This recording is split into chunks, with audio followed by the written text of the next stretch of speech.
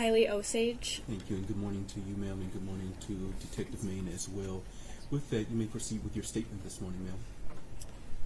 Good morning. My name is Kylie Ossege. I have attended Oxford Community Schools for my entire life.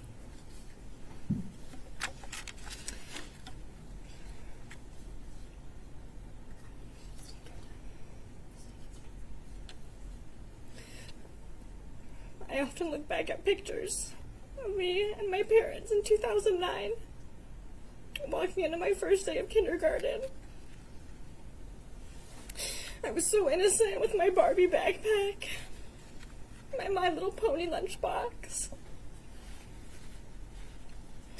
At the time, I didn't know what a school shooting was. No child should at that age, let alone experience one. I was so innocent on that first day of kindergarten, and that innocence was taken from me 2 years ago. I was a senior at Oxford High School on November 30th, 2021. That day began like any other for me. I drove to Oxford Middle School in the morning, where me and my friend Tate Meir and I were partners for Bully Busters, which was a bullying prevention program. Tate and I spoke to 6th graders about bullying in the school environment and how to prevent it. Afterwards, I drove back to the high school where I took a math test. I ate lunch at the same table that I sat at every single day. I made TikToks with my friends in the hallways. Before my 5th hour class, me and my dear friend Riley Franz and I were standing in the hallway socializing with our peers. And all of a sudden, I thought a balloon popped. I turned and I fell right to the ground. I remember hearing screams. I saw running, but I couldn't run. I was already down. I remember hearing Mr. Wolf make an announcement. I had never heard the halls become silent so fast in my life. Silence was deafening. I was laying on my side, like this, and I realized what had just happened. I was just shot, and I thought I was gonna die. As I laid on the floor, I attempted to get up, but my legs weren't moving. I repeatedly hit my legs with my hands like this, in an attempt to regain any kind of feeling, but not a single thing. I then somehow tried to do a push-up to somehow drag my body to a safe place where I could get some help. But with the weight of my Carhartt jacket and my backpack full of laptops and textbooks, I was unable to do so. It was so painful. I let myself drop back down onto the floor, where I felt warmth on my face, warmth from blood soaking into the carpet. I remember hearing a squish sound against my right ear, and it was the sound of carpet mixed with blood going into my ear. I started yelling for help, but when I say yelling, I mean a shout that was loud enough for someone around me to hear, yet quiet enough for the shooter not to hear me. No one ever came, but I did hear something. I reached my hand over my head, and I realized it was Hannah. I could hear her groaning beside me. Realizing that I wasn't alone, I kept trying to reassure her. Someone will come help us. Don't worry. Just keep breathing. Just please stay with me. I said that to her 1,000 times. At one point, a SWAT team member came running past us. He was the first person I had seen. I pleaded to him, please help us. He did a double take and said someone will come back for you. Hannah and I were left in utter loneliness, and I thought I was dying.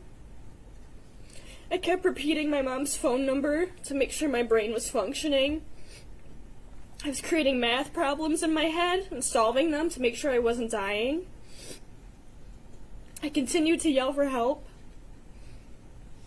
15 minutes of laying there absolutely helpless. 15 minutes of lying in a pool of my own blood. 15 minutes of hearing Hannah St. Juliana's last sounds while stroking her hair and trying to encourage her. When help finally came, they attended to Hannah, attempting to wrap a tourniquet around her. Someone eventually came for me too. I didn't know who it was, but I knew it was a man, and I later learned that that man was Mr. Ken Weaver. Mr. Weaver stayed with me, supporting my head and locating my wounds. He kept pressure on my entrance wound to stop the bleeding. Mr. Weaver fought to keep me awake and alive until the paramedics could attend to me. During the ambulance ride, I kept asking my paramedic, will I still be able to ride my horses? Will I ever be able to play basketball again? I kept asking these questions to the paramedic in the ambulance. These were my favorite activities while growing up. I was transported to St. Joseph's Hospital in Pontiac, where I stayed into January. During my hospital stay, I spent 1 week in the intensive care unit and over a month in the rehabilitation unit. The bullet entered me through my right clavicle and exited out the left side of my back. The bullet shattered my right clavicle, broke 2 of my ribs, and grazed my spine, causing a spinal cord injury. That night, I had an emergency surgery to remove a hematoma from my spinal cord, also to take out the shards of bone from around my spine, along with pieces of clothing that had entered along with the bullet. 1 week later, I had a clavicle repair surgery, where they stabilized my right clavicle with a titanium plate. During my almost 5-week stay in the rehab unit, I had to train myself to sit up unassisted. I had to relearn how to perform basic life tasks, like eating, brushing my teeth, showering, and getting dressed. I had to learn to walk again, as well as climb stairs. Prior to this event, I was being recruited to ride horses competitively on a college equestrian team. Unfortunately, I could not follow through with this opportunity. I've been riding horses my entire life. I've had several horses throughout my lifetime. They have provided me with years of happiness. Being able to swing a leg over my horse is my therapy. It's pure joy. I have not been able to do this in 2 years. Before November 30th, I also had a great job working at a golf and country club. I love my job and I love the people there.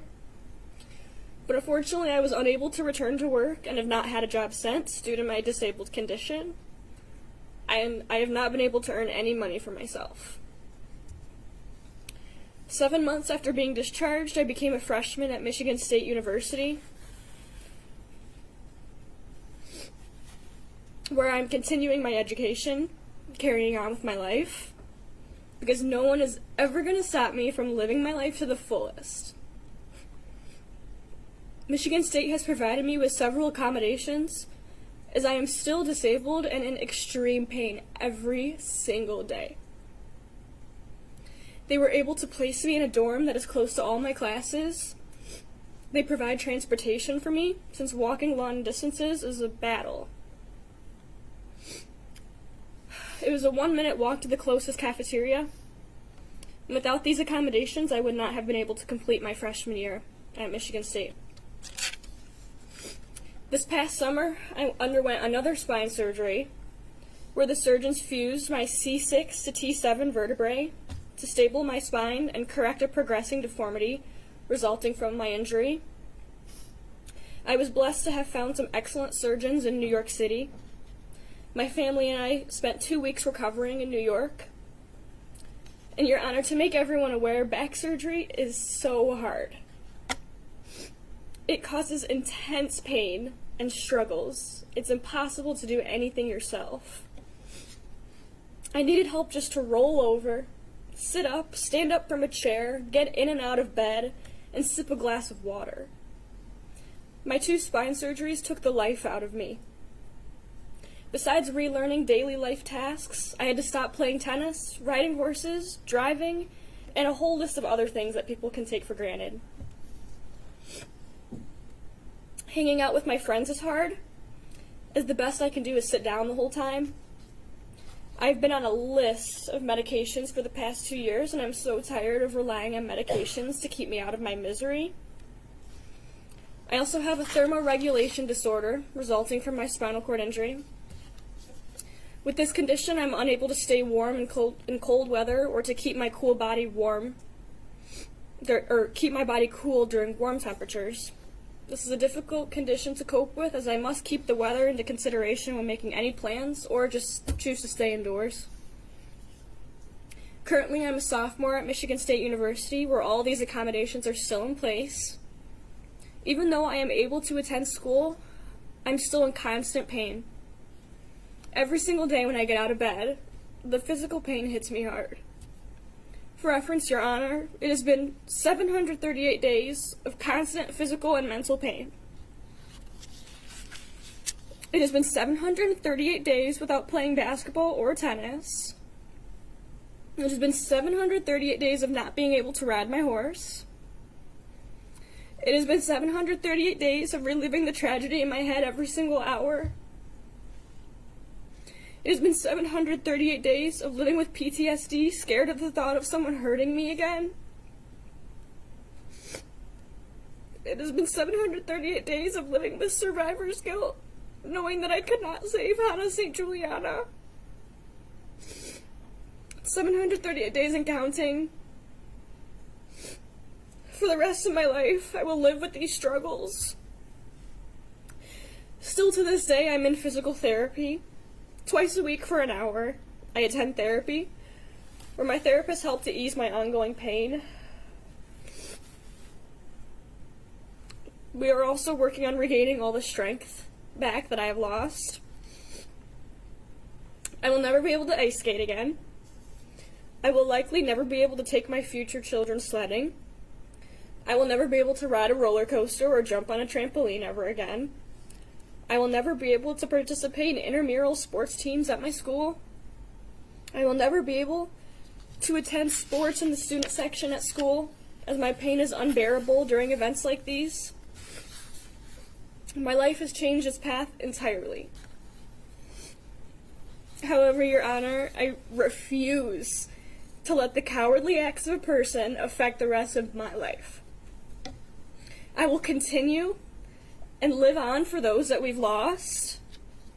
I will continue to walk around MSU's campus, strong and proud.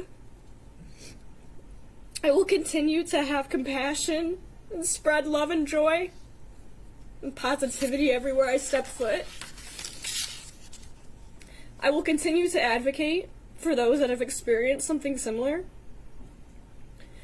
I will proceed to stand up against gun violence in hopes that nothing like November 30th ever happens to anyone ever again.